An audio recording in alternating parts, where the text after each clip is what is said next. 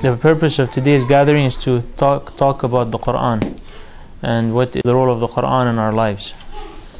So before beginning, I just want to begin by everybody introducing themselves and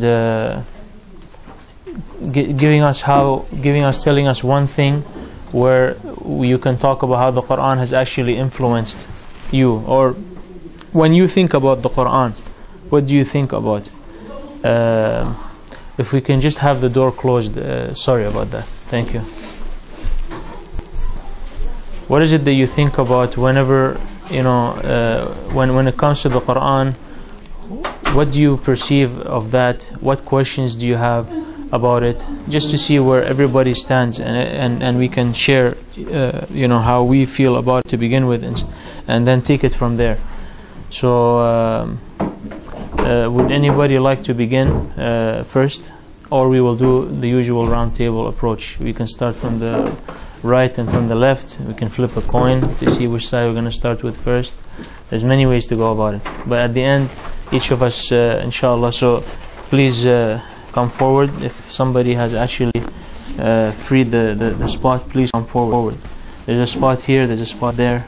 It's very important that we be connected to each other and we don't hide behind each other. Brother, there's a spot over here. Ahsant. That way I can see you, and that gives me energy. I feel I can benefit from that energy and that presence. Each of us, the presence of each of us over here is something that helps. So that's why it's important to have that connection, inshallah. So who would like to start? Nobody would like to start? Okay. Does anybody have a coin? A question? I had explained. Everybody should introduce themselves and basically tell us what does the Quran mean to them. If a non-Muslim came and told you what is the Quran, what would you tell them? Somebody who doesn't know what the Quran is, how would you begin by telling them? And each of us should think about how we want to do that. So did you volunteer to start? Okay. My name is Brother. Just my name, right? Yes. I think the Quran is basically a guide. Allah has revealed the Quran for us. It's like a compass, just like as if we're going in a boat and we're trying to go in a direction. This Quran is basically a compass which leads us to basically heaven. So it, as you see in society, there's in general society, the knowledge that everyone has received is basically scientific, but there's not a lot of social education going on. That's why you see most of the society outside they're failing. And let's say, which is the most simplest thing, which is marriage, for example. They don't know how to get married in a proper way. Or, for example, al-warath, inheritance, for example. There's a lot of problem when, let's say, their grandfather or their parents die. How do they separate that? So the Quran, I feel, it helps us with with a lot of our social problems and spiritual also. So, just wanted to thank you very much, Brother Ali. I'm gonna basically, I'm a firm believer that lectures are great and they're needed, and there's a time for them, and the time for them is a lot of times, but there's not enough time split to actually reflect about what's being said. So I'm really not into giving lectures unless I really have to, and I'm more into reflection, because I feel that that's how this will enter into our heart. The Quran says, أعوذ بالله من الشيطان الرجيم بسم الله الرحمن الرحيم أفلا يتدبرون القرآن أم على قلوب أقفالها. So the best speech that has ever descended is the speech of God, logically, right? You would have to feel that in our hearts, but logically we know that the best speech is the speech of the all-knowing, and the speech of God should be the best speech. There's no speech better than that. But Allah says, why don't they reflect about this and let it enter into their hearts? It has to enter into their hearts. So reflection and seeing what's behind the apparent meaning, or what's behind the surface, or going deeper, that's essential for something to enter into our hearts. Because the Quran is going to be what it is, and it's always going to have the high status that it has, but it will never change us until it enters into our hearts. So I'm going to focus a lot on that. And as you guys give your responses and your reflections, I'm going to challenge them as well. And I'm going to ask you questions, because I'm going to pretend that I'm the non-Muslim, or I'm going to pretend that I'm just a normal human being that needs to really understand what you're saying. Because if I'm convinced, I'm going to go with it and I'm going to act upon it. It's not just, okay, you know, this is like another commercial that I saw, or something I just heard, or nonsense that happens here and there. So let's continue with that. Let's proceed. Who wants to go next? Okay, so what I'm going to do is, Brother Muhammad, Brother Ali already did it. Brother Muhammad and this Muhammad, there's a lot of Muhammads here. Please go ahead, introduce yourself. I assume that most of you know each other, but it looks like we need an icebreaker again. So just so everybody can get comfortable, and let us know how the Quran affects you. A question for Brother Ali. You say that we need to know how to go about a marriage, or we need to know how to go about inheritance. But as a person, a legitimate question might be that there are many laws already in place about inheritance and about marriage. So why do we need the Quran? Because if we have those laws and they're in place, then therefore, do we really need the Quran? Is there something else? What would you answer to that? I'll leave that question to you. Brother Muhammad, go ahead.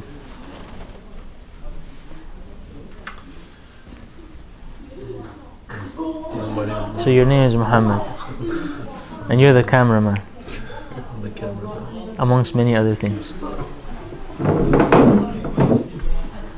Well, Quran for me is it's the word of Allah subhanahu wa ta'ala.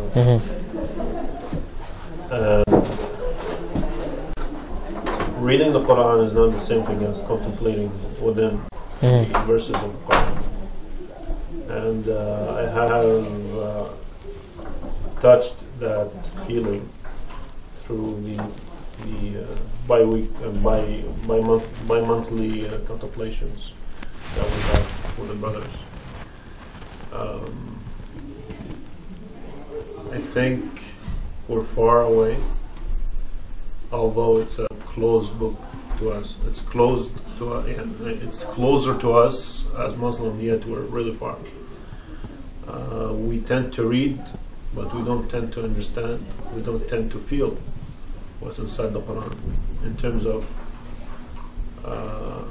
knowledge and emotions. I think Allah subhanahu wa ta'ala,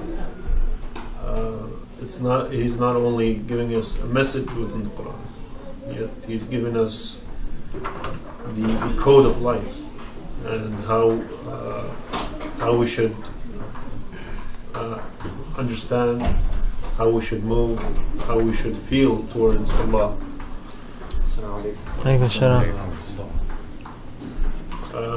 On some verses, I think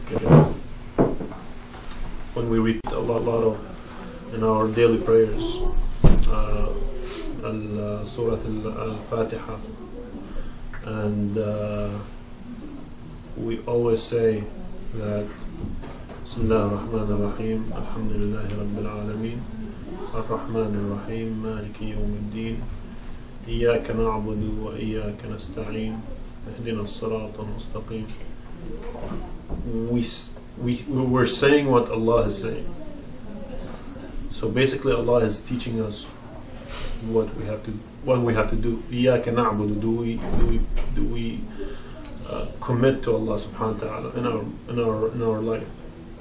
Do we have idols within us or without us? Iyaka nasta'een, do we, in our hardship, do we focus on Allah? Do we tend towards Allah subhanahu wa ta'ala? إياك نعبد وإياك نستعين اهدنا الصراط المستقيم. Let us go towards you, Allah subhanahu wa ta'ala. So these three ayah, among many, always tells me within each prayer, do I follow? Do I follow? Do I follow Allah in terms of ibadah, away from the idols that I've been creating over my life, my ego, etc.? Do I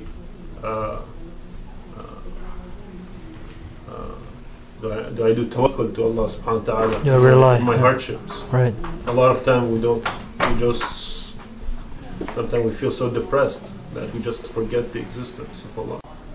So it tells us a lot of things about where we are towards Allah subhanahu wa ta'ala. So that's why I believe the salah it's a tool to measure our closeness to Allah. Cool. So basically, I mean, a question here is that in the Quran, I mean, you talked about 3 verses, and those 3 verses essentially, you just mentioned a couple of verses, and you derived so much wisdom behind those verses, right? So, and this should be clear.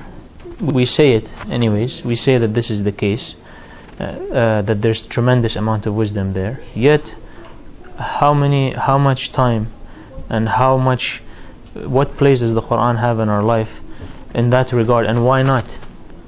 So, for example, can anybody here just volunteer and let me know what is something that they're currently working very hard on? Just anything. Anybody tell me what is it that they're currently working very hard on? Something, just something that they've been... Studies? Okay, like, could you tell me more? Yeah, like succeeding studies, getting better grades. So what's the feeling that you have when you're working so hard on that? I mean, why other people don't work so hard? What's the thing that drives you to work so hard for your studies? For example, the results and the consequences you'll get after. Yes. And also, well, there are several factors. Maybe the competition, and